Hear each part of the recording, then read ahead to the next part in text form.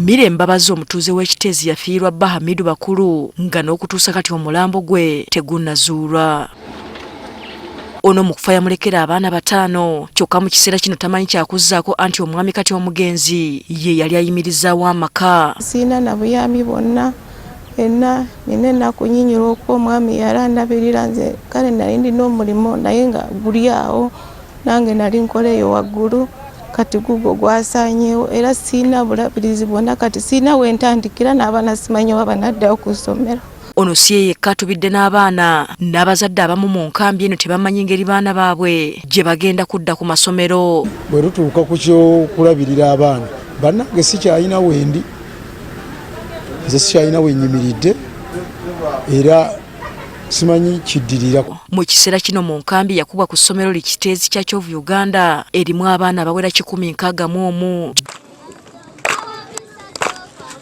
John Kirifu Wamala amyuka omwogezi wa Red Cross asabye abazira kisa okuyambako ku baana bano okulaba nga bafuna omukisa gw'okusoma. Tukuba omulanga eri abazira kisa bonna abali abasobola okubeera nga bakwatirako abazadde abali wano ne sikaala eziyinza okubeera nga ziyambako abaana bano ate baleme kufiirwa kusoma kwabwe kiyambeko ebiseera byabwe eby'omumaaso okubeera nga bitangaavu.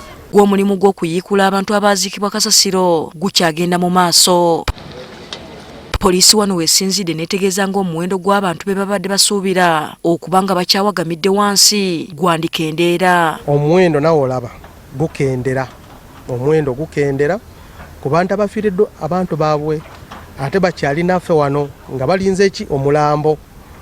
Bakugamba nti abantu bange bali wano mu kifo bweti ne bweti bali bameka bweti kati omuwendo ogwo emaze okukaamu n'abantu gye tuli nabo. Onyanga agamba bakwataganye n'abakulembeze b'ebyalo ebyakosebwa okumanya ekituufu. Enamba ya verification ya abantu abakyabuze tukyagenda maaso n'okuverifyinga kati abantu ng'abo kati tutandise okukola ki okubasunsula n'okulaba namba tuufu yeriwa. Hasfa Nanvuma agafeeyo ku Spark TV.